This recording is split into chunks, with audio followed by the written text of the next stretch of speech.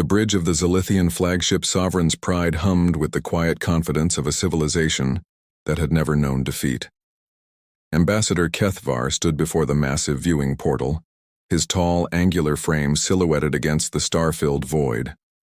His skin bore the distinctive blue-gray coloration of his species, and ceremonial markings traced elegant patterns across his high cheekbones.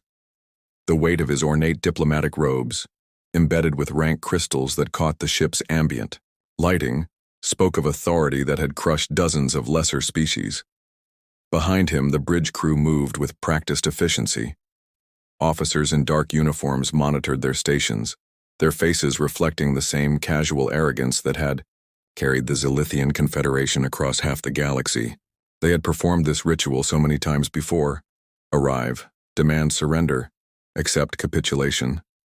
It was as predictable as the rise and fall of solar tides. Time to destination? Kethvar's voice carried the distinctive harmonic undertones of his species, a sound that had made countless ambassadors from weaker civilizations tremble. 17 minutes until we reach optimal position above the third planet, Ambassador, replied his aide, Crixtel, consulting a holographic display that materialized above her wrist. The humans still haven't responded to our preliminary transmissions. A thin smile crossed Kethvar's features. Of course they haven't. Primitive species rarely understand the gravity of first contact until we're directly above their homeworld. He turned to face the bridge, his calculating eyes sweeping across. His crew, they're probably huddled in their crude governing chambers, arguing among themselves about whether we're real. The crew chuckled appreciatively. They had witnessed this scenario countless times. Species that had barely mastered interplanetary travel were always the same, divided, chaotic, and utterly unprepared for the reality of galactic politics. Lieutenant Voxrim, the ship's intelligence officer, looked up from his station. Our scouts confirm the species designation is accurate. Ambassador, they call themselves humans, multiple fragmented governments, primitive nuclear technology, chemical propulsion systems. Their most advanced vessels barely qualify as interplanetary craft. Excellent. Kethvar clasped his hands behind his back, a gesture that had preceded the submission of 47 different species.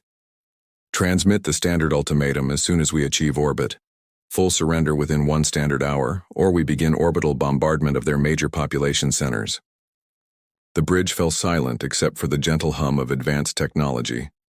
Through the viewing portal, a small blue-green world began to grow larger, its single natural satellite visible as a gray disk against the star field. Earth looked peaceful, almost inviting with its swirling white clouds and vast oceans. It appeared exactly as helpless as their intelligence reports had suggested. Achieving standard orbit now, Ambassador, announced the navigation officer. All systems nominal, weapons array standing by. Kethvar nodded approvingly. The Sovereign's Pride was a magnificent vessel, stretching nearly 2 kilometers from bow to stern. Its dark hull bristled with energy weapons capable of reducing continents to ash, and its defensive shields could withstand direct hits from the most advanced armaments known to galactic civilization. Behind it, a fleet of 30 support vessels maintained perfect formation, their combined firepower enough to sterilize the surface of the planet below. Begin the transmission, Kethvar commanded, settling into his command throne. The familiar ritual was about to begin. The communications officer activated the broadcasting array, sending Kethvar's message across every frequency the humans might possibly monitor. Inhabitants of the third planet, I am Ambassador Kethvar of the Zilithian Confederation. Your world has been selected for integration into our sphere of influence. You have 1 hour to broadcast your unconditional surrender on all channels. Resistance will result in the complete sterilization of your biosphere. This is your only warning. The message repeated in 12 different languages that their computers had derived from intercepted human transmissions. It was thorough, clear, and utterly unambiguous. Every species they had encountered had understood the implications within minutes. Minutes passed. The bridge crew waited with practiced patience, accustomed to the delay that typically followed such announcements. Some species required time to translate the message, others needed to convene their leaders. The Zilithians had learned to be generous with their deadlines. But as 10 minutes stretched to 20, then 30, a subtle tension began to creep across the bridge. Kethvar's fingers drummed against the armrest of his command throne, a habit he had developed during particularly stubborn negotiations. "Are they receiving our transmission?" he asked, his voice still calm but carrying a slight edge. "Yes, Ambassador. The signal is being broadcast across their entire communication network. Our scanners indicate widespread electronic activity on the surface, but no direct response to our message." Kethvar frowned. This was unusual. Most species either responded immediately with defiance or submission. Radio silence was rare and typically indicated either complete panic or some form of technical malfunction. "Perhaps their translation protocols are more primitive than we assumed," suggested Crixtel. "Should we transmit using mathematical concepts instead of linguistic patterns?" "Do it," Kethvar ordered, "and expand our scanning range. I want to know what they're doing down there." As the ship's sensors swept across Earth's surface, the results began appearing on the main display. Major population centers showed normal activity levels. Transportation networks continued to function. There were no signs of mass panic or military mobilization. "This is curious," murmured Lieutenant Voxrim. "They appear to be conducting business as usual. No emergency broadcasts, no military alerts, no signs of governmental crisis meetings." Kethvar stood up, his earlier confidence beginning to waver slightly. In 47 previous encounters, he had never seen a species react to first contact with such apparent indifference. Either the humans were incredibly stupid, or something else was happening. "Scan for defensive installations," he ordered. "Military vessels, orbital platforms, anything that might indicate preparedness." The sensors swept across Earth's orbital space, probing for hidden threats. The results were exactly what their intelligence had predicted. A handful of primitive space stations, some communication satellites, and a few crude exploration vessels that posed no threat to a single Zilithian fighter, let alone an entire battle fleet. "Nothing significant, Ambassador. Their orbital infrastructure is exactly as primitive as our reports indicated." Kethvar relaxed slightly. Perhaps the humans were simply in shock, or maybe their communication systems were more fragmented than expected.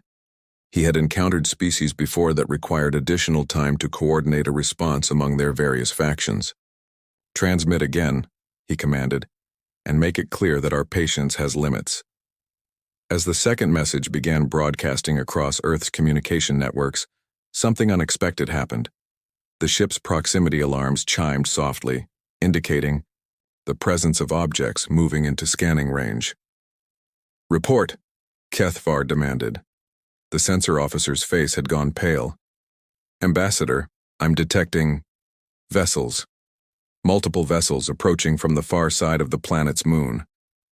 "How many vessels?" Kethvar asked, though he was certain it would be a token force of desperate humans in their pathetic chemical propulsion craft. The officer stared at his display, running the scan 3 more times before responding.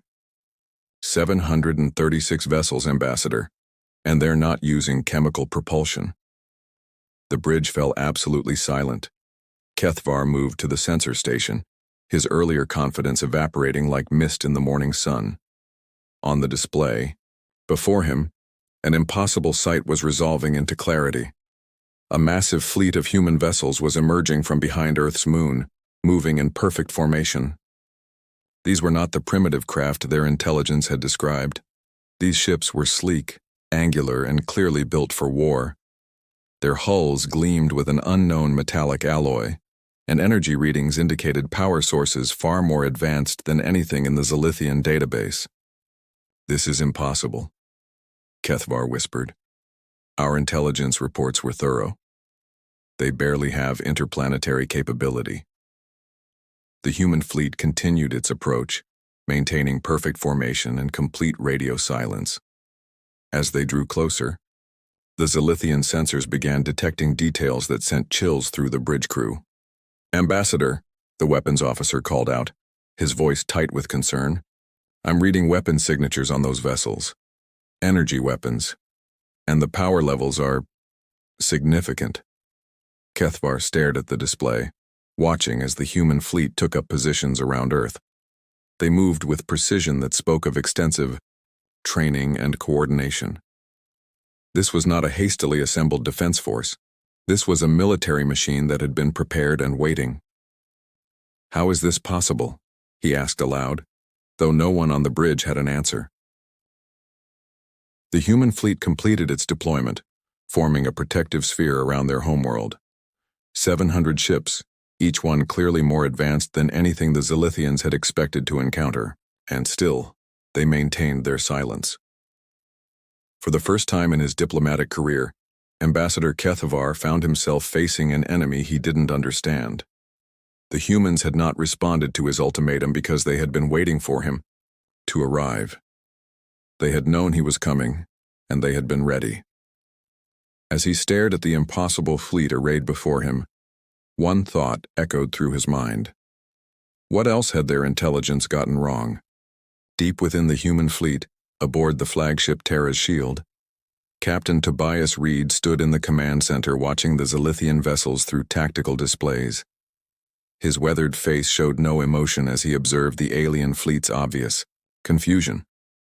Years of preparation had led to this moment, and every detail was unfolding exactly as planned. "Captain, the Zilithians are running deep scans on our vessels," reported Lieutenant Zoe Cross from her communications station. Her fingers danced across holographic controls as she monitored alien transmissions. "They've attempted contact 17 times in the last hour. Their signal strength is increasing with each attempt." Reed nodded slowly. "Let them scan. Dr. Fletcher designed our hulls to give them just enough information to worry about, but not enough to understand." He turned to his tactical officer, Commander Nina Voss. "What's their formation telling us?" Nina studied the three-dimensional display showing both fleets. "They're maintaining standard intimidation positioning, but their weapon systems aren't fully charged. They're still expecting negotiation, not battle. Classic overconfidence pattern." On the Zilithian flagship, Ambassador Kethvar paced the bridge like a caged predator. The human fleet had been sitting in perfect formation for over 2 hours, completely silent despite repeated attempts at communication. Every scan his ships performed revealed more troubling information about the human vessels. "Report on their technology," Kethvar demanded, his harmonic voice carrying an edge of frustration that his crew had never heard before. Lieutenant Voxrem consulted his analysis station, his blue-gray features creased with concern. "Ambassador, their power signatures are unlike anything in our database. The energy readings suggest some form of contained singularity propulsion, but that's impossible for a species at their technological level." "Nothing is impossible," Kethvar snapped. "What about their weapons?" "That's where it gets interesting, sir. We can detect weapon systems, but we can't identify the energy patterns. It's as if they're using completely different physical principles than any known technology." Crixtel approached cautiously. "Ambassador, perhaps we should reconsider our approach. These humans may be more advanced than our intelligence suggested." Kethvar whirled on his aide, his ceremonial robes billowing dramatically. "More advanced? They were using chemical rockets 50 years ago. Our scouts confirmed this personally." What the Zilithians didn't know was that 50 years ago, humanity had intercepted their first scout probe. Dr. James Fletcher, a brilliant physicist working on theoretical propulsion systems, had been among the first to examine the alien technology. The discovery had changed everything. In a secure facility buried beneath the Rocky Mountains, Dr. Fletcher had spent decades reverse engineering Zilithian technology while simultaneously developing countermeasures. The human fleet wasn't just advanced, it was specifically designed to neutralize Zilithian advantages. Back on Terra's Shield, General Patricia Stone entered the command center. Her silver hair was pulled back in a regulation bun, and her uniform bore decorations from conflicts the Zilithians knew nothing about. Earth had not been peaceful during their preparation years. "Status report, Captain," she requested, her voice carrying the authority of someone who had seen real warfare.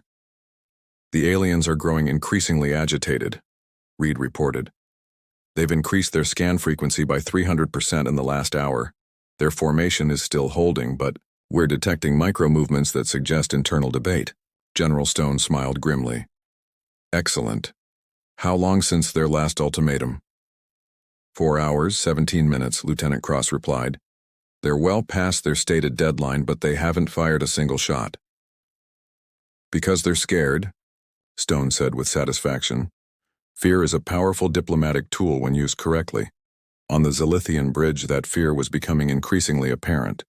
Kethvar had stopped pacing and now stood rigidly before the main display, watching the human fleet's ominous silence. Sir, called the communications officer, we're receiving a transmission from the Confederation High Command. They're requesting a status update. Kethvar's jaw tightened. How could he explain that a supposedly primitive species had deployed a fleet that defied explanation? How could he admit that his ultimatum had been ignored with apparent contempt? Tell them the situation is developing, he replied carefully. Sub-Commander Yurik Smol, the ship's military advisor, approached with obvious reluctance. Ambassador, my tactical analysis suggests we may be facing a trap. The human fleet positioning is too perfect, too coordinated. This level of organization requires decades of preparation. Decades. Kethvar turned sharply. Our scouts have been monitoring this system for centuries. There's been no sign of such capability. That's what concerns me, sir. Either they developed this technology impossibly quickly, or they've been hiding it from us. The implications of that statement sent a chill through the bridge. If humanity had been concealing their true capabilities, it meant they had known about the Zilithian Confederation long before first contact. It meant they had been preparing for this exact encounter. Meanwhile, Admiral Helena Cross, Lieutenant Zoe's mother and veteran of the Hidden Wars, was addressing fleet commanders through secure channels. All vessels maintain current positions. Phase 2 begins when the aliens attempt their next communication. Remember, psychological warfare is about timing. The human fleet had been designed not just to fight, but to intimidate. Every ship was positioned to maximize visual impact while concealing true capabilities. The Zilithians could scan all they wanted. They would find evidence of power without understanding its source. Dr. Fletcher's voice crackled over the internal communications from his position aboard the research vessel Prometheus. Captain Reed, their scans are becoming more focused. They're trying to penetrate our hull shielding. Let them see what we want them to see, Doctor, Reed replied calmly. How are our dampening fields holding? Perfect. They're detecting approximately 30% of our actual capabilities. Enough to concern them, not enough to reveal our full strength.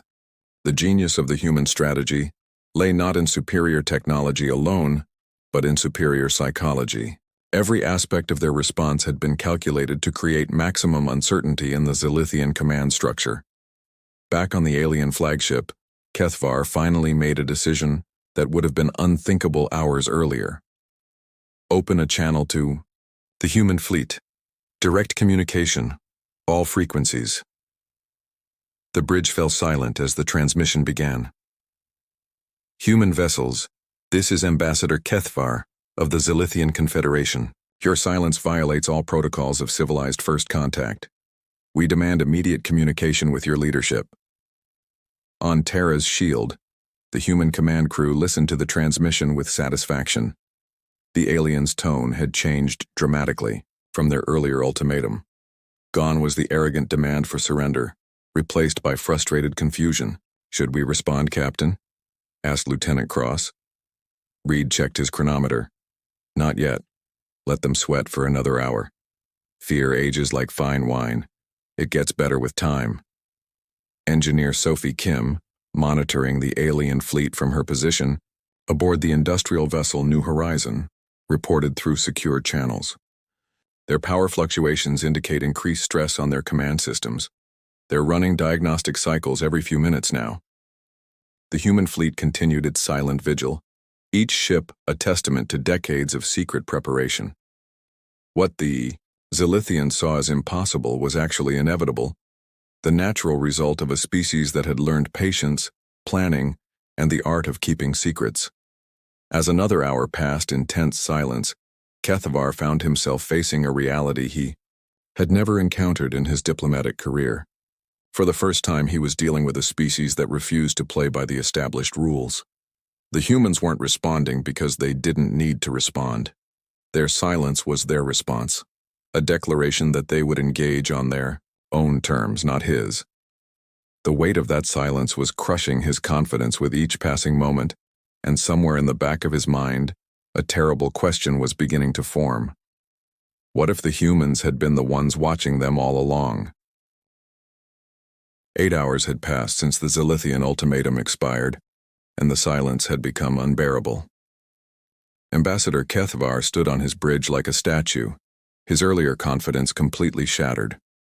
His crew moved nervously around their stations, stealing glances at their leader who had never shown such uncertainty. Ambassador, Crixtel approached cautiously.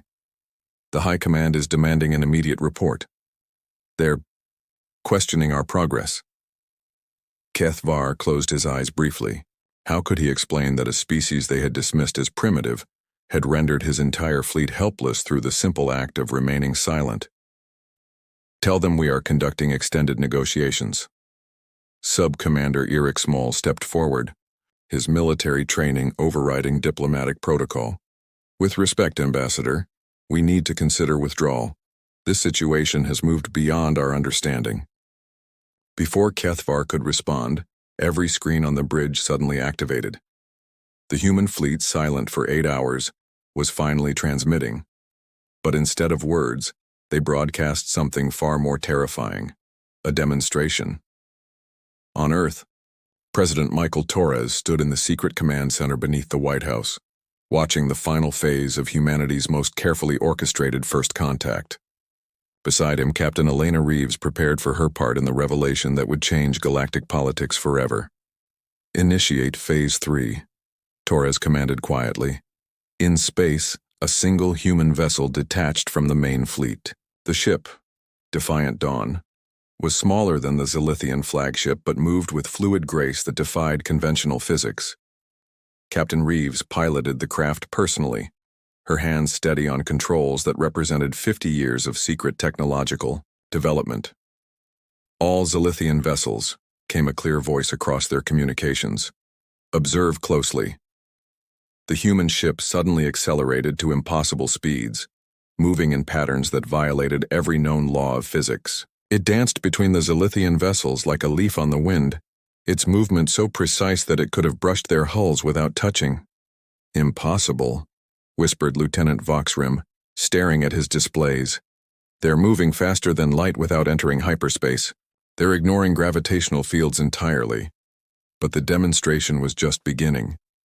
Defiant Dawn moved to a position exactly 1,000 kilometers from the Zilithian flagship and simply stopped. Not slowed down, stopped instantly, as if momentum had no meaning. Then it fired. A beam of pure energy lanced out not toward the Zilithian ship, but toward a small asteroid drifting in the outer system.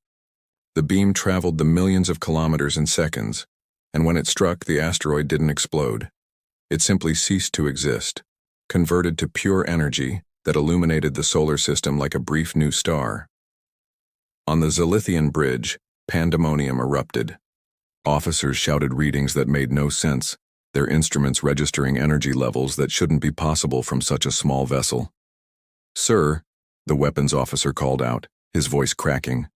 That beam traveled at twice light speed, without creating any detectable distortion field. And the energy output? It's comparable to our entire fleet's main batteries. Kethvar stared in horror as the reality of his situation became clear. He wasn't dealing with a primitive species that had somehow acquired advanced technology. He was facing a civilization that had deliberately appeared primitive while developing capabilities that surpassed his own. The human voice returned, calm and measured. That was our smallest tactical weapon, fired at minimum power. We have 736 vessels, each carrying weapons significantly more powerful than what you just witnessed. A new voice joined the transmission, older, carrying absolute authority. President Torres had decided to speak directly. Ambassador Kethvar of the Zilithian Confederation, I am President Michael Torres of the United Earth Federation. We need to have a conversation. For the first time in 8 hours, Kethvar found his voice.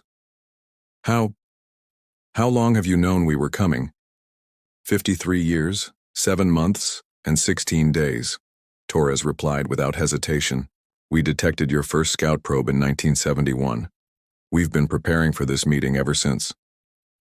The implications hit Kethvar like a physical blow. Every intelligence report, every assessment of human capability, every strategic plan the Confederation had made, all of it had been based on deliberate deception. Dr. Fletcher, Torres continued, would you care to explain to our guests how we accomplished this? Dr. James Fletcher's voice joined the transmission from the research vessel Prometheus. Ambassador, your scout probes were very advanced, but they had a critical flaw. They transmitted everything they observed back to your ships using quantum entanglement. We learned to intercept and manipulate those transmissions. Kethvar's legs nearly gave out. You've been feeding us false intelligence for over 50 years? Not false, Fletcher corrected, carefully curated. We showed you exactly what we wanted you to see. A divided, primitive species struggling with basic technology. Meanwhile, we studied your technology, learned your language, understood your culture, and prepared for your arrival. Engineer, Sophie Kim's voice added from New Horizon.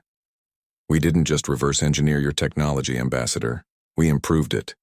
The weapon you just witnessed operates on principles your scientists haven't discovered yet. Sub-Commander Eriksmal stepped closer to Kethvar, his military training helping him grasp the full scope of their situation. Ambassador, we need to withdraw immediately. We're not facing a primitive species. We're facing a trap that's been 50 years in the making. But President Torres wasn't finished. Ambassador, you issued an ultimatum demanding our surrender within 1 hour. You threatened to sterilize our biosphere if we resisted. I want you to understand something very clearly. We could have destroyed your entire fleet the moment you entered our solar system.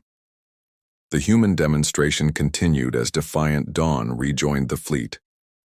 The 700 human vessels began, moving in perfect synchronization, their formation shifting into patterns that spelled out mathematical equations in three-dimensional space. Equations that described the exact composition and capabilities of the Zilithian fleet. We know everything about your ships, Captain Reeves announced from her vessel.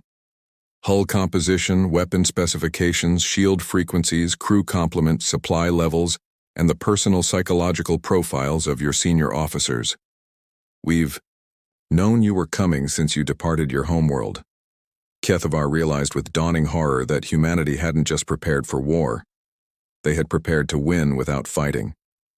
The psychological pressure, the demonstration of impossible technology, the revelation of decades of deception, it was all designed to achieve victory through intimidation rather than destruction. What do you want? Kethvar asked, his diplomatic training finally reasserting itself despite his shock. President Torres's response was immediate and firm. First, you will recall all Confederation fleets currently en route to human-inhabited systems. Yes, Ambassador. We know about the other fleets heading to our colonies. Admiral Helena Cross's voice joined the conversation. Second, you will establish formal diplomatic relations with Earth under terms of mutual respect, not conquest. We're not interested in being part of your Confederation, but we're willing to coexist peacefully. Third, General Stone added, you will share information about other species in this region of the galaxy. We prefer to meet our neighbors under peaceful circumstances, but we're prepared for alternatives. Kethvar looked around his bridge at his crew, seeing his own shock reflected in their faces. Everything they had believed about galactic politics, about the natural order of strong species dominating weak ones, had been turned upside down. And if we refuse? He asked, though he already knew the answer. Captain Reed's voice carried a tone of absolute certainty. Then you'll discover why we built 700 ships instead of just 50. We prefer peace, Ambassador, but we're very, very good at war. The final demonstration came without warning. Every human ship in the fleet simultaneously powered up, weapon systems that made the earlier display look like a child's toy. The energy readings were so massive that the Zilithian instruments simply couldn't process them. These are our actual military capabilities, Torres explained calmly. What we showed you earlier was equivalent to your personal sidearms compared to your main battle fleet. Kethvar understood. He was looking at a species that had turned patience into a weapon, deception into an art form, and preparation into an unstoppable force. They had spent 50 years studying his people while appearing harmless, and now they held absolute power over his fleet. "I accept your terms," he said quietly, the words tasting bitter, but necessary. "I'll transmit the recall orders immediately." "Excellent," President Torres replied. "Captain Reeves will escort your flagship to Earth orbit. We have much to discuss, and I think you'll find that humans can be very generous allies and very dangerous enemies." As the human fleet began moving to escort the Zilithian vessels rather than destroy them, Kethvar realized he had learned the most important lesson of his diplomatic career.